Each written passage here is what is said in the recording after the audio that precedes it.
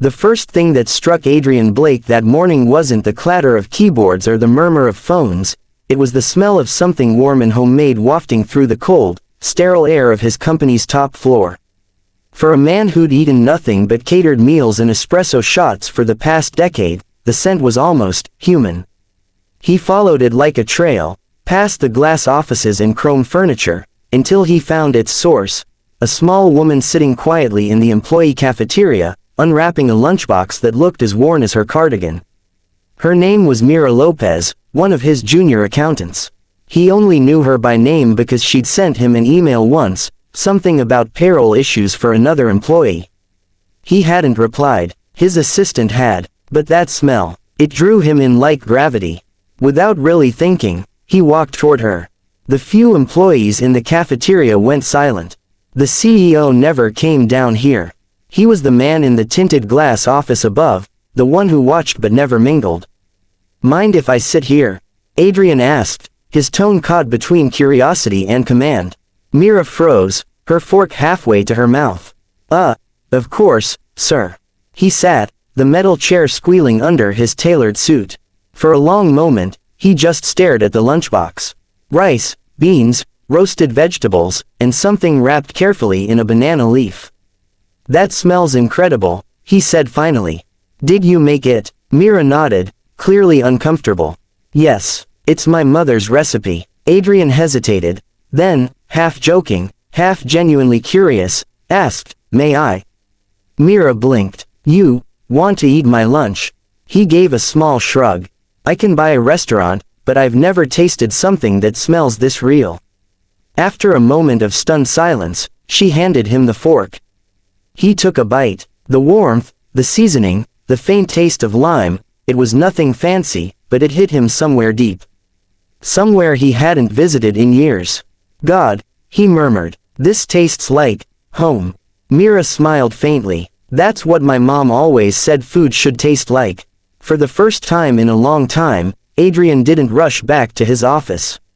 He stayed. He asked her questions, about her mother, about her cooking, about her life. She told him her mother had passed 2 years ago, that she cooked her recipes every day to feel close to her. She said she was working 2 jobs to support her younger brother's college fees. When he finally stood up to leave, he said, "Thank you for sharing your lunch, Mira." She smiled politely. "Of course, Mr. Blake." But when he walked back to his office, something inside him had shifted. That night, Adrian couldn't sleep. He kept thinking about that old lunchbox, about the way Mira had looked at it, not as a meal, but as a memory. He'd built an empire on numbers, efficiency, and cold logic. But lately, everything felt hollow. His penthouse was full of silence. His friends were board members. Even his relationships had been transactions. And yet, one bite from a tin lunchbox had reminded him what warmth felt like. The next week, he started spending more time downstairs. At first, people thought he was inspecting the cafeteria. Then they realized he was looking for Mira.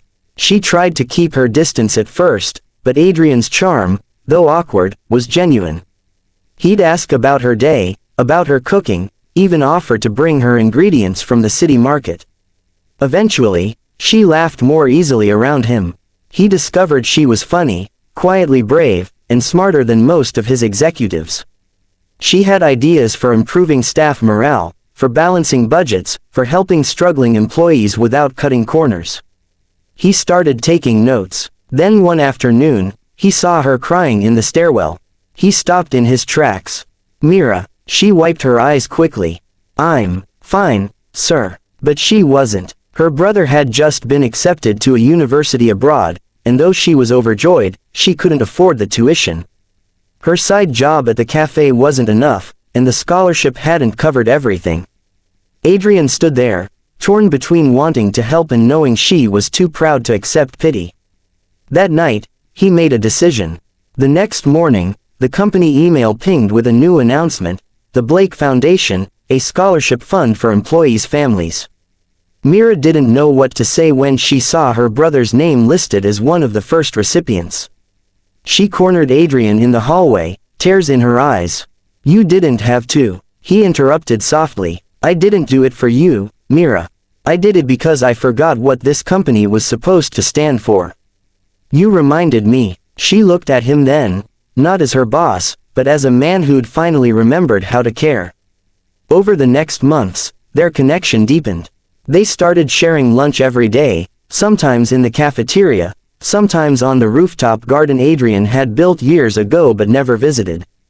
They talked about everything: her childhood, his loneliness, her dreams of opening a small restaurant in her mother's name someday. And slowly, against all logic, Adrian found himself falling for her. Not in the shallow, transactional way he'd known before. This was different. Mira didn't care about his money or his title. She challenged him, grounded him. But love, for a man like Adrian, wasn't simple. Rumors spread through the office. Whispers that he was involved with a junior employee. The board called him in, warning him about appearances, about the company's reputation.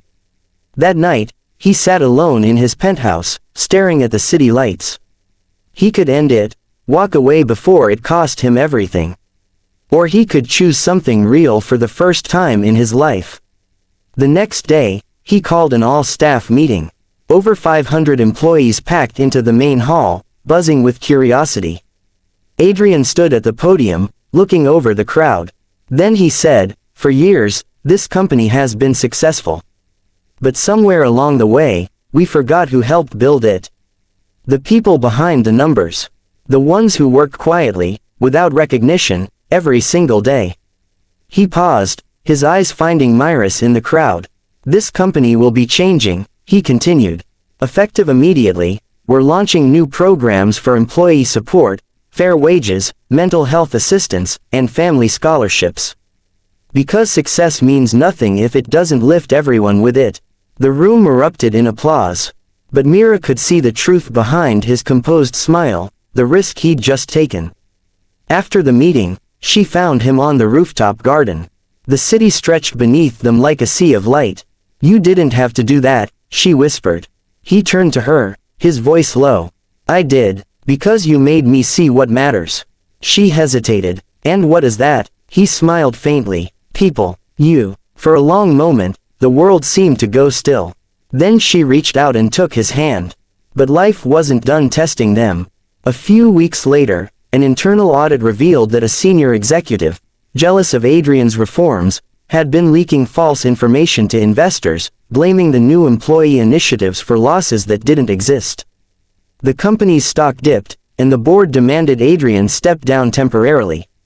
He could have fought back. He could have pointed fingers. But he didn't. He took responsibility, because leadership, he realized, wasn't about control. It was about courage. During those months away, Mira stood by him. She cooked for him, encouraged him, reminded him why he'd started this change in the first place. Together, they worked quietly to expose the truth, and eventually, the executive's deceit came to light. When Adrian returned to the company, the staff greeted him with applause. He'd lost some investors, but he'd earned something far greater: loyalty, trust, and love. A year later, the cafeteria smelled of home-cooked meals again, not just Myris, but dishes from employees sharing their cultures every Friday. Adrian often joined them, sitting shoulder to shoulder with people he once barely noticed.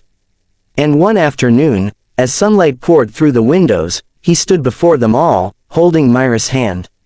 "I opened her lunchbox once," he said, smiling. "And I found more than food inside. I found warmth, honesty, and the reminder that wealth means nothing if it doesn't touch hearts." Mira looked up at him, eyes glistening. "You also found someone who's still better at cooking than you."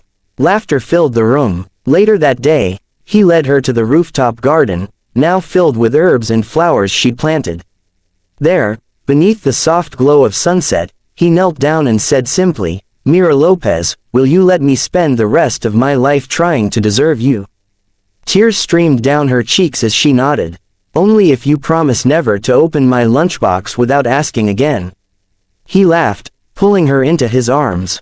Deal. Years later, when people spoke about Adrian Blake, they didn't call him the millionaire CEO anymore. They called him the man who remembered what love tastes like. And every Friday, In that same cafeteria, the smell of Myra's cooking filled the air, warm, rich, and alive.